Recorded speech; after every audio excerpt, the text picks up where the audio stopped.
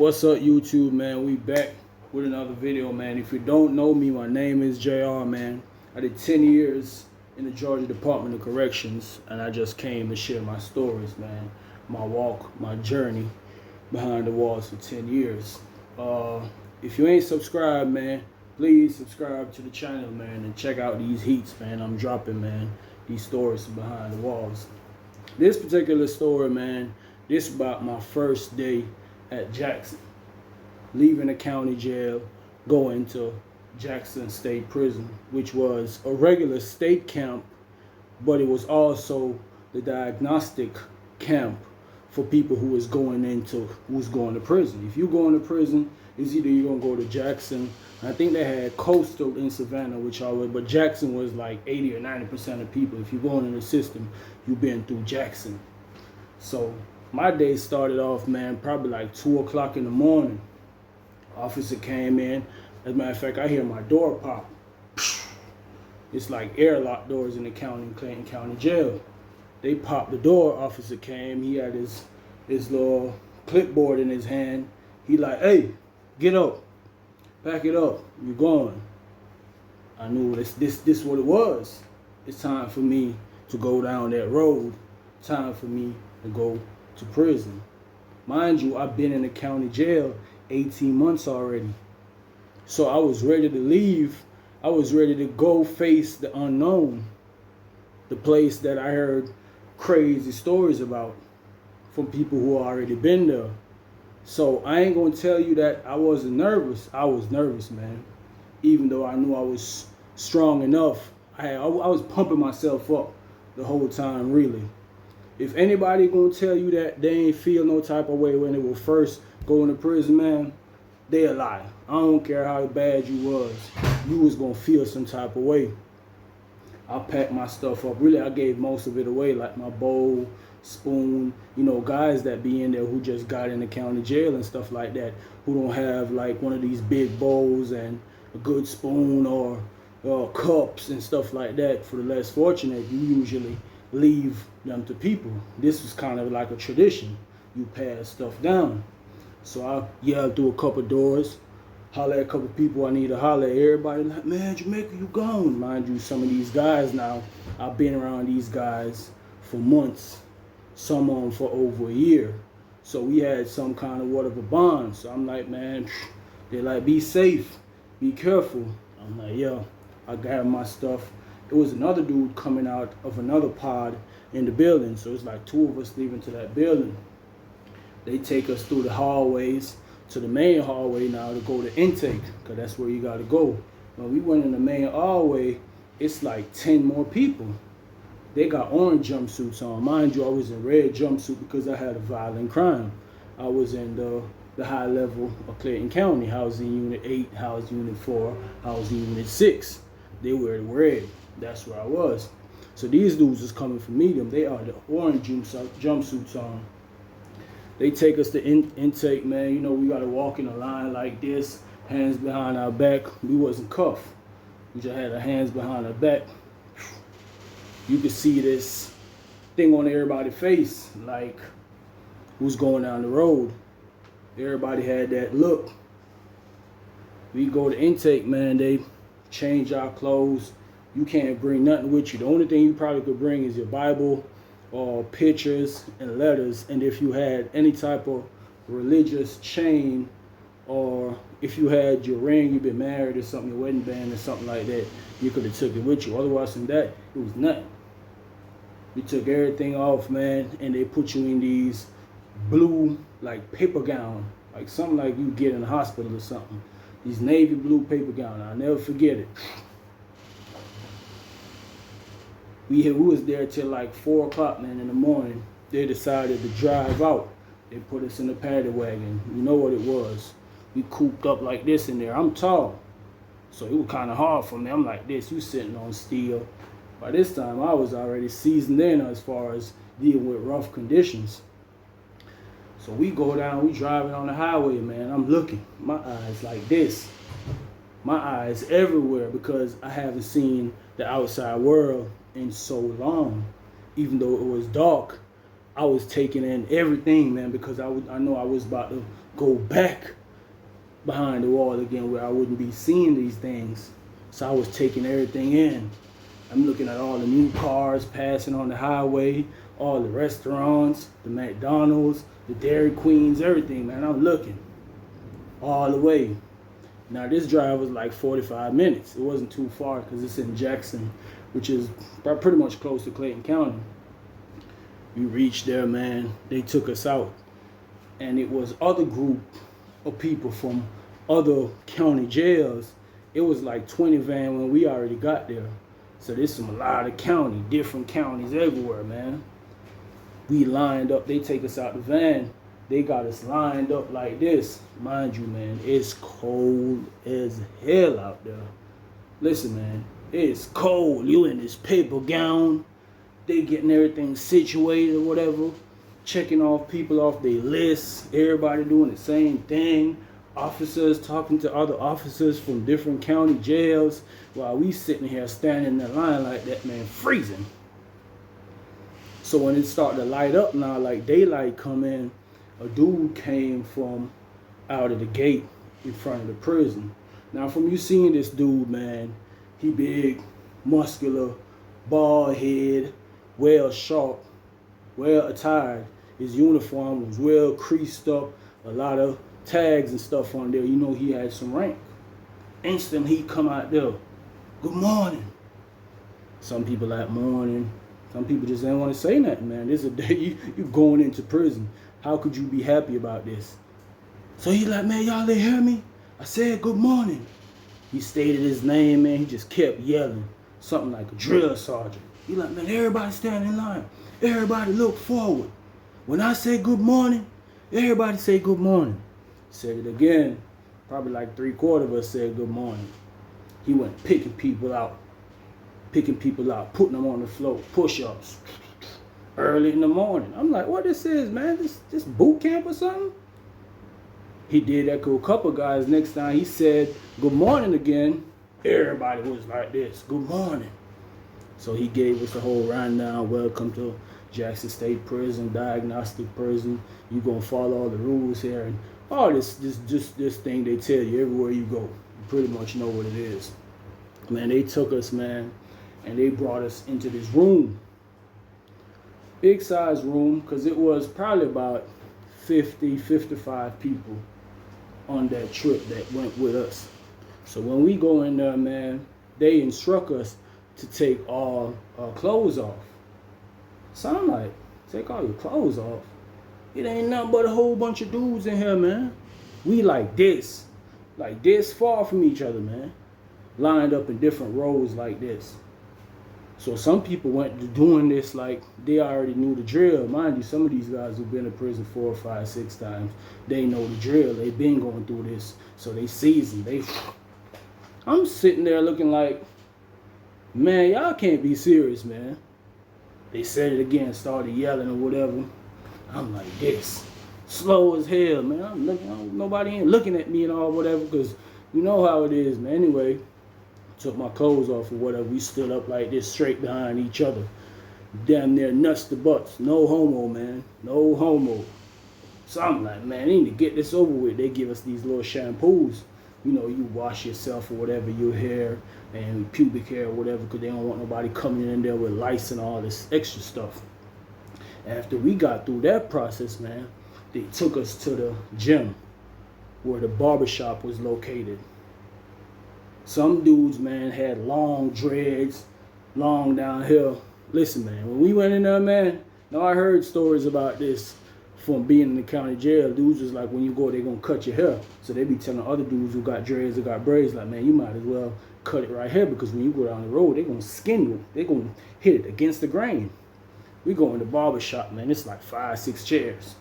This all we seeing. Everything against the grain. One of them boot camp cuts. Ain't nothing pretty. Ain't no line. Ain't no nothing. You can't tell a barber like, man, fix me up. I'm gonna take care of you. None of that, man. Dudes with their dreads, they looking sad as hell.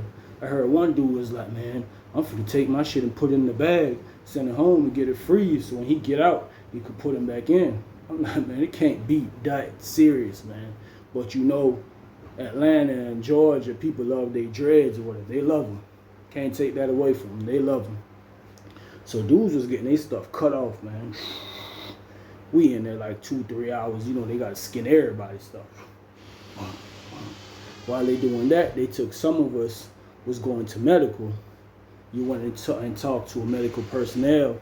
You fill out these forms. When you fill out these forms now, you tell if you're allergic to anything, if you taking any medication, if you be having seizures, anything. They do a full physical on you, make sure everything is good, and any medication that you was taking in the county jail, which you would have brought with you, and they'll throw them away, but they give you fresh packs. After that, we went to another area and sat down where they brought us our net bags with the rest of our ties. When we had them washed up and everything with that stuff they want to wash our hair and our pubic area and all that stuff with, they gave us some jumpsuits, a pair of boxers, and some socks and some shower shoes. I remember my shower shoes was on its last leg, man. Looked like it was in the last 2 days. I already know when I went to the commissary, I'm gonna have to get me some because I had to keep dragging my feet like this. So now we sat down, they bring the bags. Like I told y'all, they bring 2 more jumpsuits, there are 2 more boxes and 2 more socks.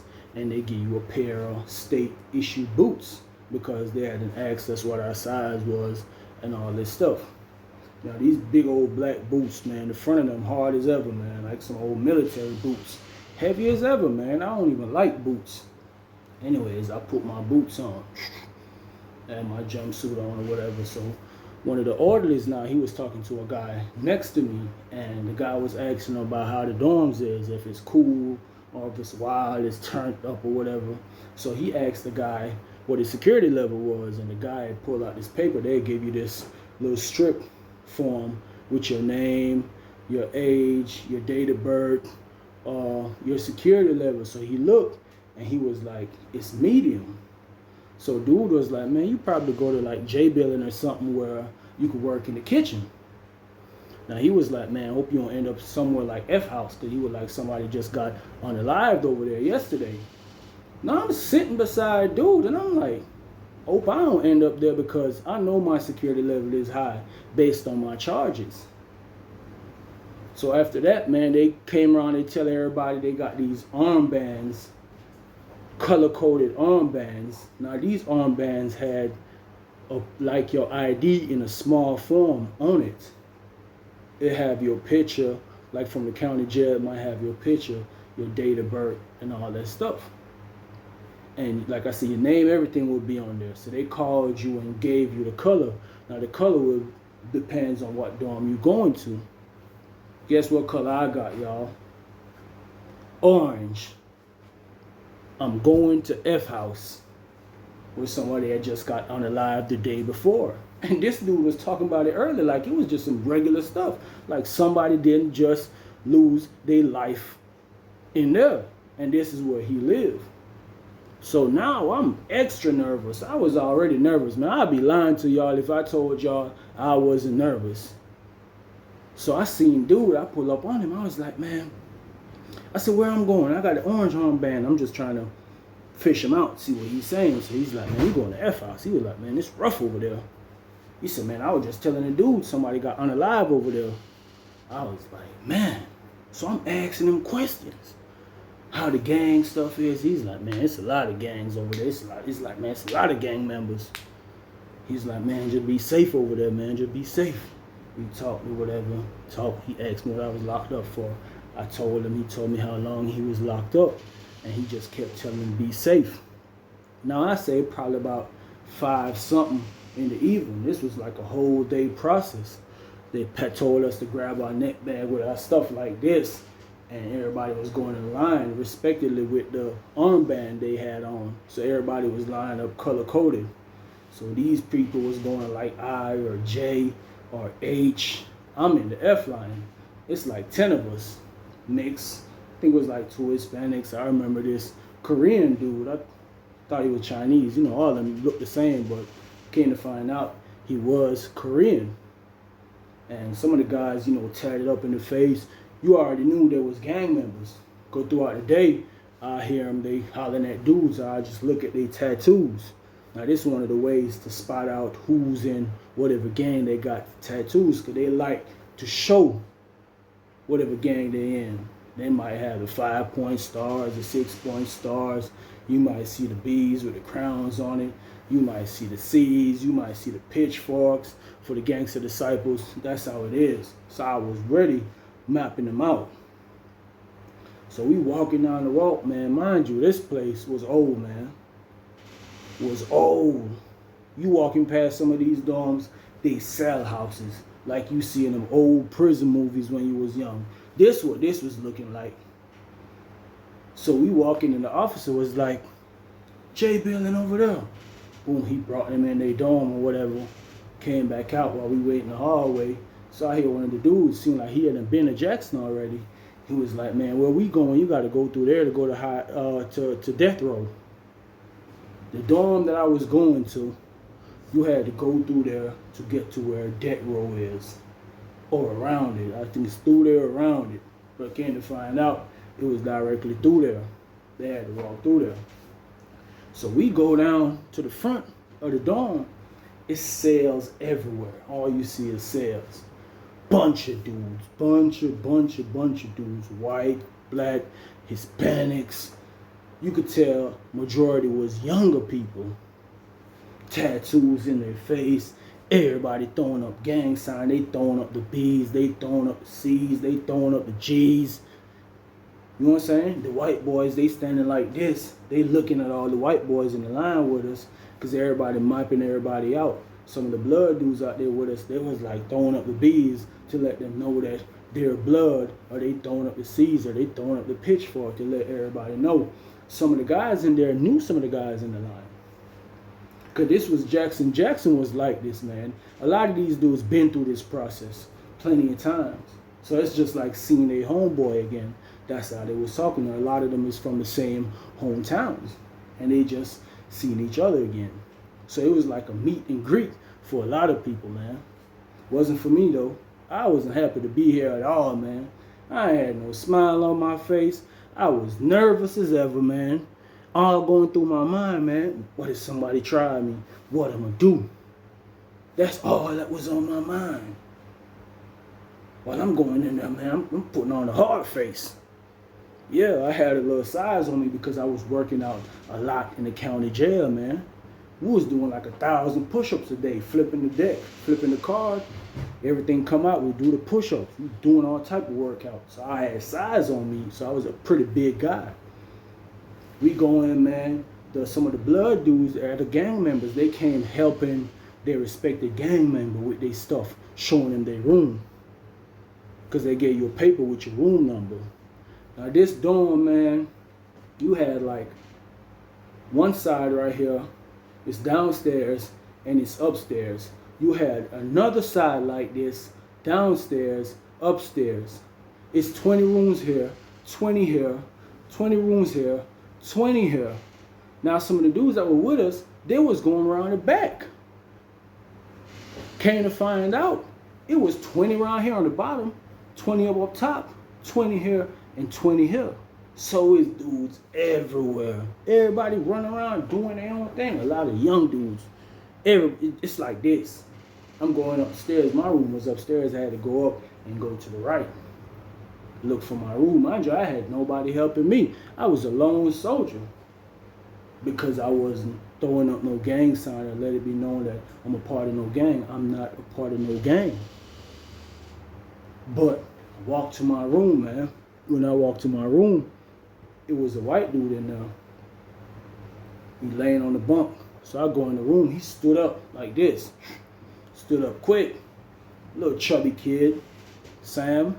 I remember his name, Sam. So he's like, man, what's up, man? I'm like, man, this the right room? He's like, yeah, this the right room.